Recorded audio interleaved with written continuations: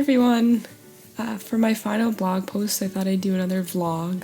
I really appreciate this mode of being able to share my thoughts, especially during this COVID-19 pandemic where we have to self-isolate. It's nice to be able to verbalize thoughts and feel like I'm kind of chatting with you. So I'm going to spend some time reflecting on some of the prompts from our blog 5 posting and kind of trying to consolidate some of the amazing learning experiences that I've had.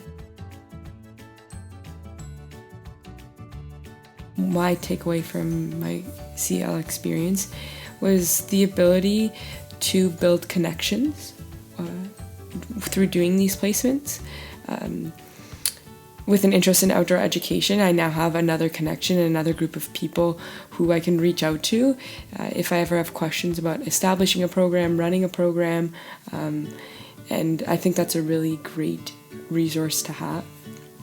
In reflecting on the important attributes of a CEL experience, or just experiential education in general, is that it needs to be self-guided, so it needs to really be meaningful to the students and sought out by them. While you might facilitate the opportunity, I think a lot of it has to come from the student's desire and ambition to engage in these opportunities. Some of the challenges that we've spoken about already are two big ones for me are the cost of these types of experiences, because in what I've seen so far that there's usually some sort of cost associated, whether that's paying for a flight, whether that's paying for a place to stay. It is supposed to be sort of this mutual relationship where the company or the organization you're working for is also investing a lot of money into providing supports for you, so that is something to recognize. But I can imagine for students, especially high school students, like cost would be a huge factor as well.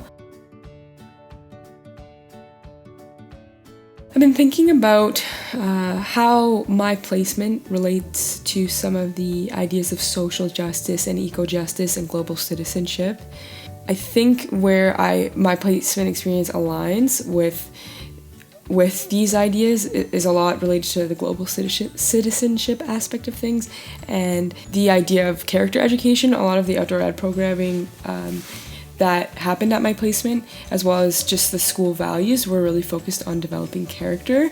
I guess one of the tensions or challenges with working with this idea of character education and global citizenship was that while the school didn't claim that their outdoor education program automatically developed character, I think definitely there was opportunities for character development through these experiences.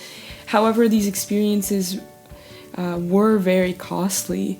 So when I think about a context where students might not be able to afford or parents might not be able to afford these experiences, then that kind of brings in ideas of, I guess, kind of social justice and access to these types of experiential learning opportunities. If I were to incorporate experiential education into my teaching, I think a lot of the stress or the concerns for me would come from taking on a responsibility and making sure that these students are safe and in places where they feel comfortable and they're going to get a positive learning experience. As I reflect on the opportunities that were given to me and the relationship that I had with my host organization, I think that overall my experience really aligned with the goals that I had, and I felt as well that I contributed greatly to the school community that I was a part of. I achieved at least all 4 of my learning goals to some degree. Where I think I would like to go further with this is in exploring how students and just people's identities in general and the intersectionality of these identities affect their experience in the outdoors. I felt like I could have delved further into the experiences and identities of each of the students and how that affected their experience in the outdoors. I think that this is something that's important to me because in the research that I've done through this placement as well as my research paper, I've read and learned a lot about the outdoors and how it traditionally has been exclusive to certain groups of people. And in having such a great passion for the outdoors and wanting to bring students into the outdoors, I feel like I need to have an understanding of their experiences in order to be able to foster a positive learning environment for all students that I work with, and not just students that are like me or students that have had similar outdoor experiences as myself. I mean, I've spoken a lot about the experience that I've had out in Alberta at this school. It's hard then reflecting on this when you have like goggles of positivity on.